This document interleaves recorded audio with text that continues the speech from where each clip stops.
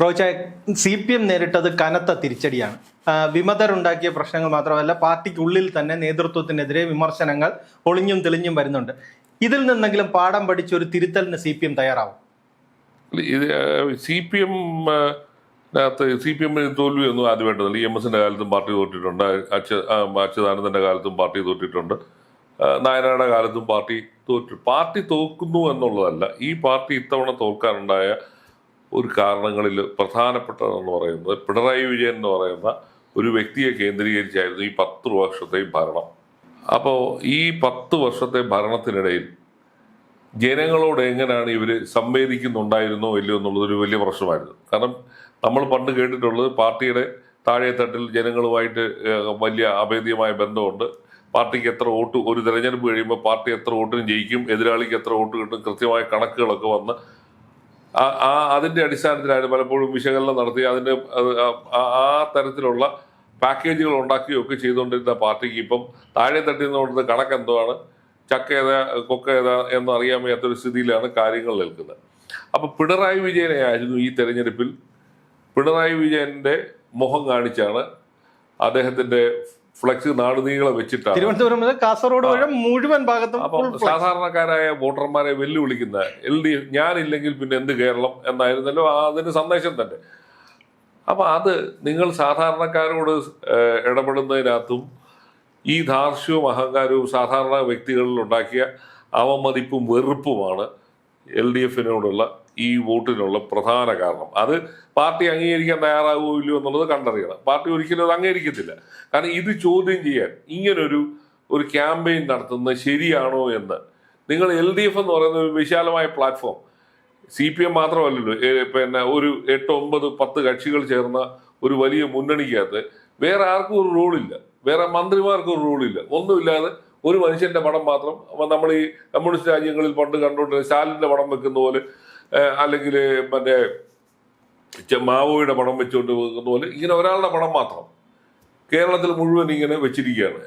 ഇദ്ദേഹം ഉള്ളത് കൊണ്ടാണ് കേരളത്തിലെ ജനങ്ങൾക്ക് വികസനം ഉണ്ടായതും റേഷൻ മേടിക്കുന്നത് എന്നുള്ള മട്ടിലുള്ള പെരുമാറ്റമാണ്. അതാണല്ലോ മണി പറഞ്ഞത്, ഞങ്ങളെ മേടിച്ച് നക്കിയിട്ട് ഞങ്ങൾക്കെതിരെ വോട്ട് ചെയ്തു എന്നാണല്ലോ പഞ്ചായത്തിന്. അപ്പൊ ഇത്തരം സ്വഭാവങ്ങൾ പാർട്ടിക്കുള്ളിൽ വളർത്തിയെടുത്ത് ജനങ്ങളോട് ഒരുതരം വെല്ലുവിളി നടത്തിക്കൊണ്ടിരിക്കുകയാണ്. നമ്മൾ കണ്ടതാണ് ഏറ്റവും പാവപ്പെട്ടവരായ ആശാ വർക്കേഴ്സ് ഏതാണ്ട് 280 ദിവസത്തോളം ഇവിടെ കിടന്നു. 10 പൈസ അവർക്ക് കൊടുക്കാനോ അത് കൊടുക്കാൻ പറ്റത്തില്ല എന്ന് പറഞ്ഞൊരു നിലപാട് സ്വീകരിച്ചു പോയ ഒരു സർക്കാരാണ്.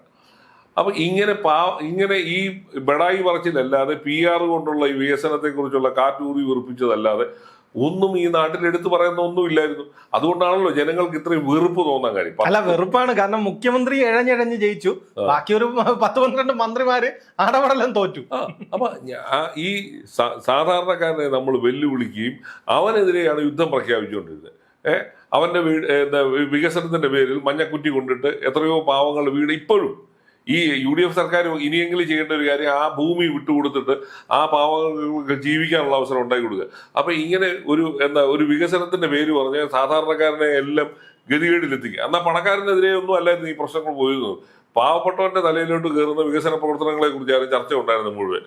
അപ്പൊ ഇങ്ങനെ പൊതുസമൂഹത്തിന് വലിയ തോതിൽ വെറുപ്പുണ്ടാക്കുന്ന തരത്തിലേക്കുള്ള വികസന പ്രവർത്തനങ്ങൾ പറഞ്ഞുള്ള പരിപാടികളാണ് നടത്തിയത്. അതിനെയാണ് ജനങ്ങൾ തിരിച്ചത്. അതുപോലെ തന്നെ ആരോഗ്യ മേഖലയിൽ ഉണ്ടായ ഈ പ്രശ്നങ്ങൾ ഒന്നും തന്നെ ഞങ്ങൾ കെട്ടിടം പണിത് വലിയ വികസനം കൊണ്ടുവന്നു, കുറച്ച് കെട്ടിടം കണ്ടു, ഡോക്ടർമാരില്ല, നേഴ്സുമാരില്ല, ലാബ് ടെക്നീഷ്യൻസ് ഇല്ല, മരുന്നില്ല, പഞ്ഞിയില്ല, നൂലില്ല, പിന്നെ പ്ലാസ്റ്റർ ഇല്ല, ഇങ്ങനെയുള്ള അടിസ്ഥാന സൗകര്യങ്ങളൊന്നും ഉണ്ടാക്കാതെ എല്ലാം ഞങ്ങൾ നേട്ടമാണെന്നാണ് പറഞ്ഞത്.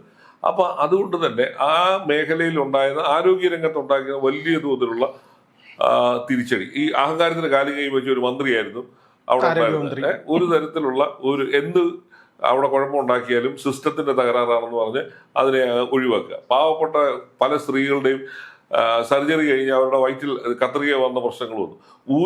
ഒരു കാര്യത്തിനകത്ത് ഒരു തീരുമാനം ഉണ്ടാക്കുന്നില്ല എന്നുള്ളതായിരുന്നു. അന്വേഷണം മാത്രം. അങ്ങനെ പൊതുജനങ്ങളുമായി ഇടപെടുന്ന വകുപ്പുകൾ തന്നെ പൊതുജനങ്ങളെ ഈ പാർട്ടിക്കും സർക്കാരിനും എതിരായിട്ട് കൊണ്ടുവരുന്നത്.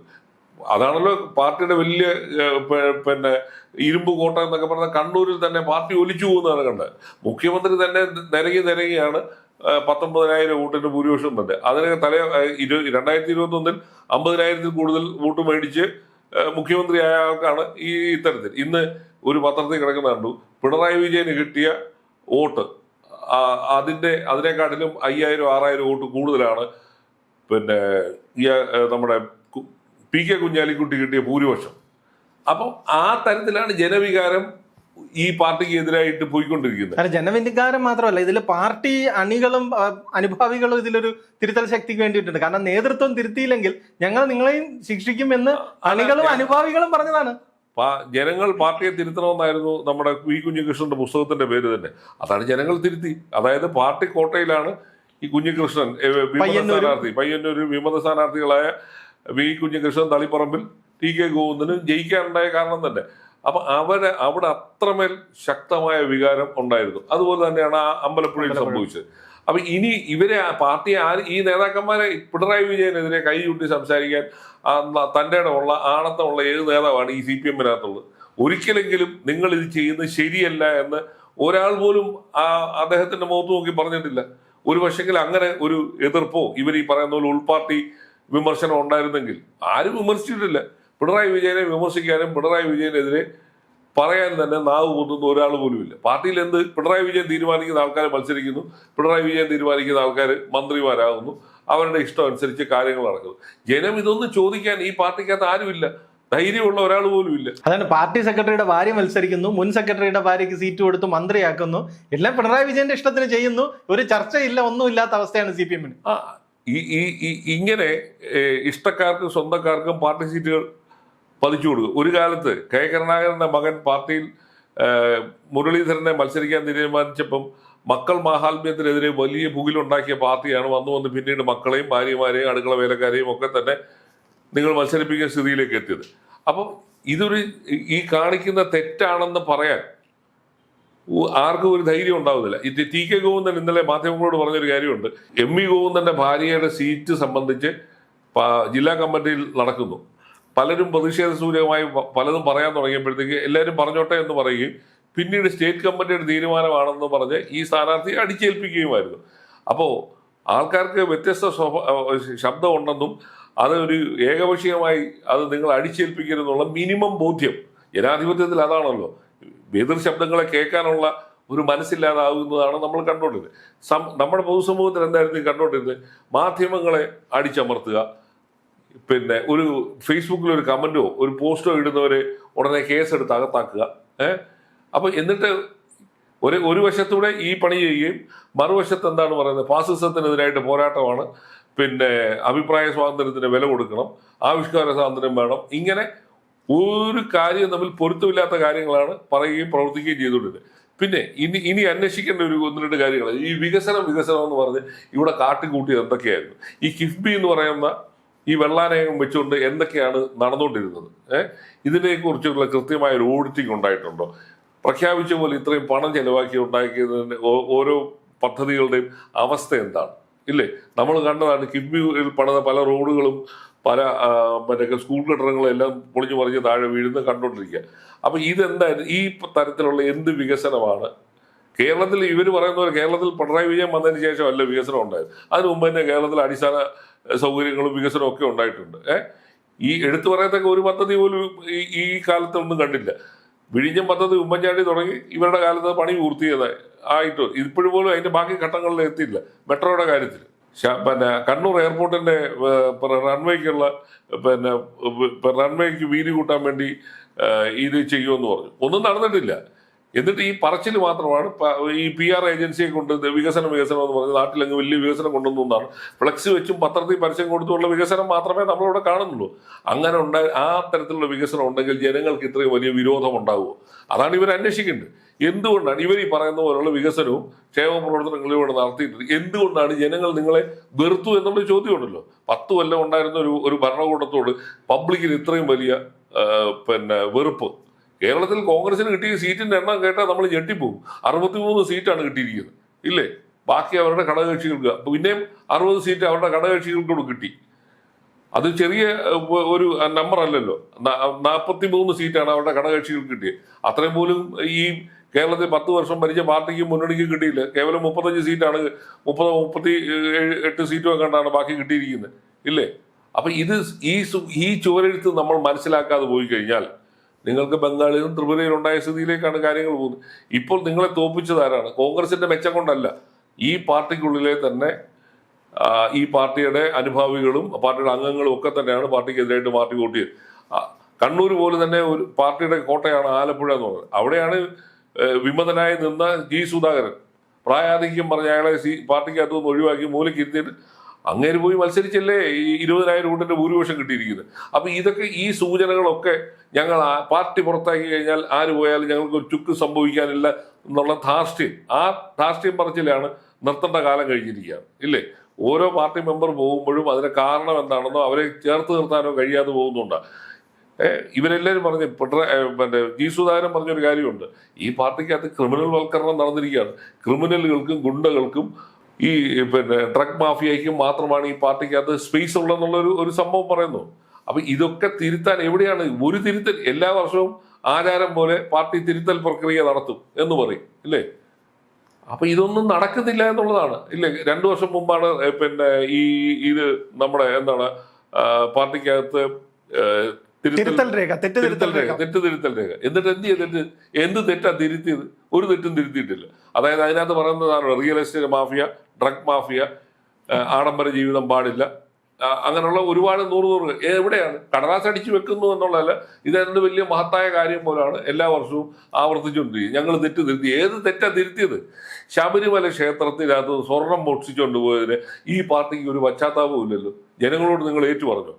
ഒരു സർക്കാരിന്റെ സമയത്ത് ചിലപ്പോൾ ആരെങ്കിലുമൊക്കെ മോഷണം നടന്നിട്ടുണ്ട്, പക്ഷെ ഒരു സർക്കാരിനായ ആ കുറ്റകൃത്യം ഏറ്റെടുത്ത് ജനങ്ങളോട്, പ്രത്യേകിച്ച് ഒരു വിശ്വാസത്തിന്റെ ഭാഗമായ പ്രശ്നമാണ്, അത് ജനങ്ങളോട് ഏറ്റു പറയാനുള്ള ഒരു മനസ്സില്ലാതെ പോയി. അതൊക്കെ ഒരു അടിസ്ഥാനപരമായ ഒരു ഭരണാധികാരിയുടെ ജോലിയാണ്.